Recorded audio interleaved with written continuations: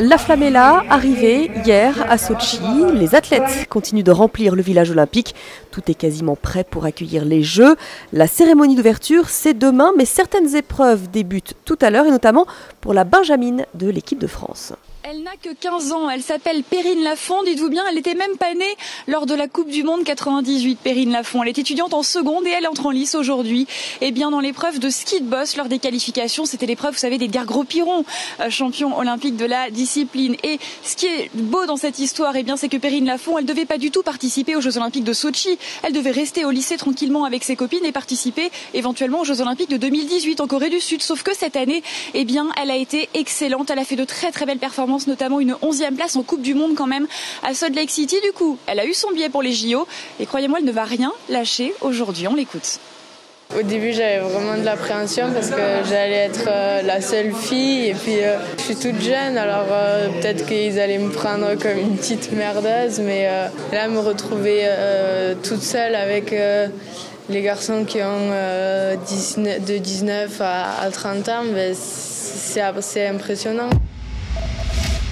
Au programme du jour également le patinage par équipe et ses sourires affichés sur le visage de Brian Joubert et Florent Amodiot. Il y a quelques semaines encore, on les disait fâchés. Les tensions se sont résorbées. Aujourd'hui, c'est l'union sacrée. Une épreuve par équipe, dans un sport individuel, peut être la clé d'une réconciliation.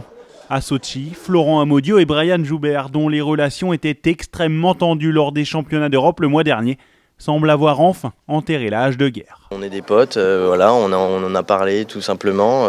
Il y avait des malentendus qui se sont réglés tout de suite et c'est vrai que ça a pris plus d'ampleur dans les médias que chez nous, donc nous on s'est pas inquiété. Il fallait crever l'abcès avant ces Jeux Olympiques et puis maintenant on se sent bien, on a fait la conférence de presse, on s'amusait bien et je pense qu'il faut qu'on soit dans un bon état d'esprit pour attaquer ces Jeux par équipe. Pour la première fois aux Jeux Olympiques, les patineurs français se battront pour un objectif commun.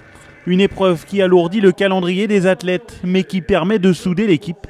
Ingrédient précieux pour une telle compétition. On a pu voir par le passé que quand il y avait une bonne ambiance dans l'équipe de France, généralement les résultats, les performances étaient bonnes. Donc il ne fallait pas que ça reste comme au championnat d'Europe. En termes de résultats, il ne faudrait pas non plus calquer la performance des championnats d'Europe.